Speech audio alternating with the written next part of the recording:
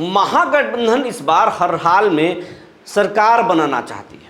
तेजस्वी यादव और कांग्रेस के कृष्णा अलवारू और राजेश राम दोनों गुफ्तगू कर लिए। मुकेश सहनी को भी बताया जा रहा है और सीपीआई एमएल को भी बताया जा रहा है, लेफ्ट को भी बताया जा रहा है कि आप अपना लिस्ट दीजिए। और जो अंदर खाने की जो बात निकल कर आ रही है वो चौंकाने वाली है। कांग्रेस और राजद के बीच में जो बातें हुई है, जो डील हुआ है, वो उसको सुनकर विधायकों के नींद उड़ रहे हैं, कई के पसीने छूट रहे हैं। कहा जा रहा है कि 40 विधायक बेटिकट होंगे, उनके जगह पर दूसरे को मौका दिया जाएगा या उनका सीट बदल जाएगा। और कुल 62 उम्मीदवार बेटिकट होंगे। जो पिछली बार चुनाव हारे हैं उनको भी उम्मीदवार इस बार नहीं बनाया जाएगा। कुछ लोगों को बनाया जाएगा लेकिन सबको नहीं बनाया जाएगा।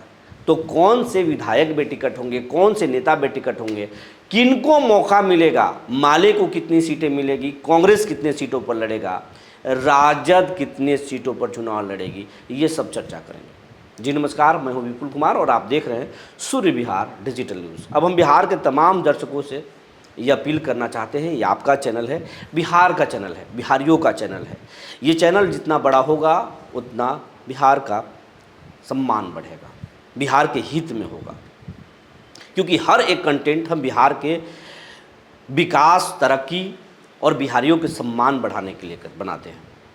तो आप अगर अभी तक इस चैनल को सब्सक्राइब नहीं किए हैं तो सब्सक्राइब कर लीजिए, बेल आइकन को दबा लीजिए। अगर आप हमें फेसबुक पर देखते हैं तो पेज को फॉलो करना ना भूलें।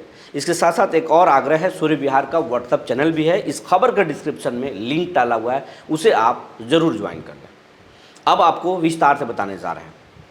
महागठबंधन में अब तक सीएम फेस को लेकर चर्चा हो रही थी, सीएम फेस पर घमासान हो रहा था।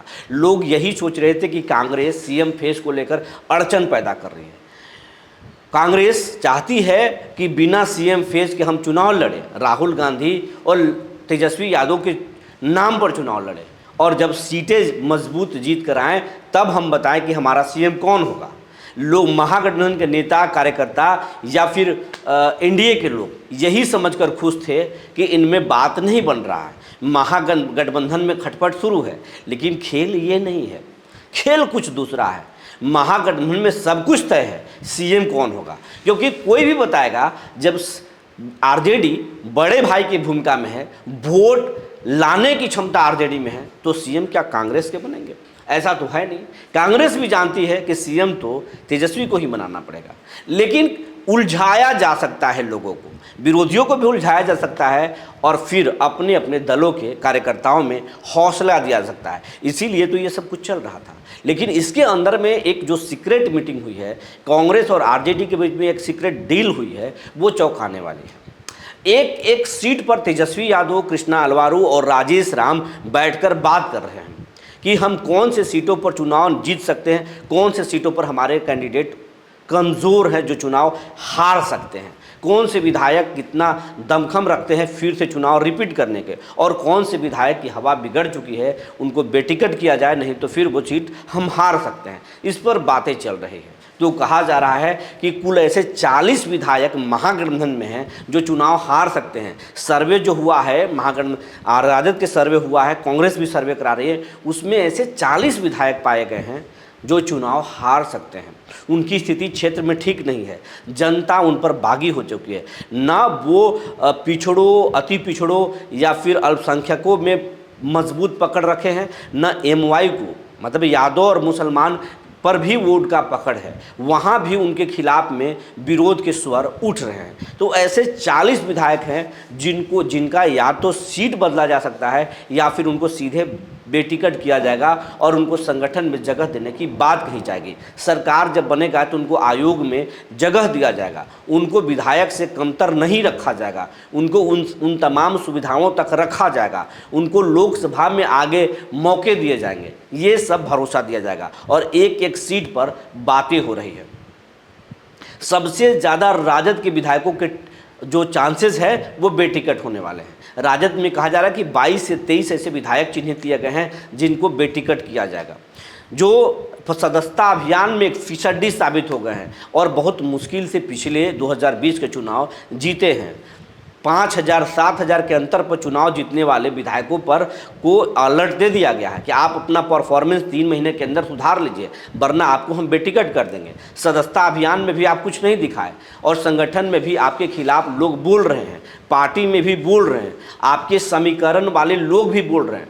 आप अगर यादव और मुस्लिम की बात कर रहे हैं और वहाँ भी आपके खिलाफ में विरोध के स्वर हैं, तो आप नहीं बचेंगे। किसके बदौलत आप जीतेंगे? क्योंकि इस बार नीतीश कुमार भी आखिरी पारी खेल रहे हैं, एनडीए पूरे दमखम के साथ आएगी, एलायंस उनका मजबूत है। तो ऐसे में आप कहाँ से जीतेंगे जब आपके ही लोग आपके खिलाफ बागी होंगे? तो वहाँ पर उन विधायकों को बेटिकट किया जाएगा, उनको संगठन और सरकार में जगह देने की बात होगी, उनको मनाने की बात होगी। ये खबर हम पहले भी बता चुके हैं कि बीजेपी और आरएसएस के को फॉलो कर रहे हैं तेजस्वी यादव, और एक एक सीटों पर अब कांग्रेस के साथ बातें हो रही है। जहां पर आरजेडी के विधायक कमज़ोर पड़ रहे हैं, वहां पर कांग्रेस को मौका दिया जाएगा, कांग्रेस को सीटें दिया जाएगा कि आप मजबूत कोई कैंडिडेट लेकर आइए और वहां से चुनाव लड़ जाइए। और जहां पर कांग्रेस के कैंडिडेट कमज़ोर पड़ रहे हैं और चुनाव हार सकते हैं, वहां पर आरजेडी को मौका दे दिया जाएगा। यही समीकरण चल रहा है। कहा जा रहा है कि 40 ऐसे विधायक हैं और कुल ऐसे 62 नेता हैं जिनको बेटिकट किया जाएगा।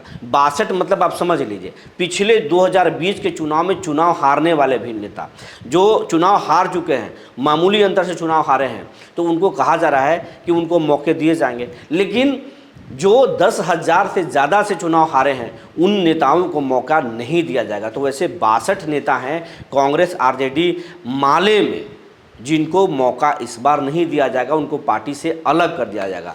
यही हाल कुछ औरंगाबाद में भी है। औरंगाबाद के कुछ विधायकों पर भी जो है तलवार लटक रहा है, वो भी बेटिकट हो सकते हैं। यही बात गया में भी है। गया में भी आरजेडी के कुछ विधायक हैं जिनको या तो सीट बदला जाएगा उनको, या फिर उनको बेटिकट किया जाएगा। जहानाबाद के भी एक विधायक के बारे में यही चर्चा है, और नवादा में भी 2 विधायकों पर तलवार लटक रहा है। आरजेडी के कुछ सीटों पर कांग्रेस चुनाव लड़ सकती है और कांग्रेस के कुछ सीटों पर आरजेडी।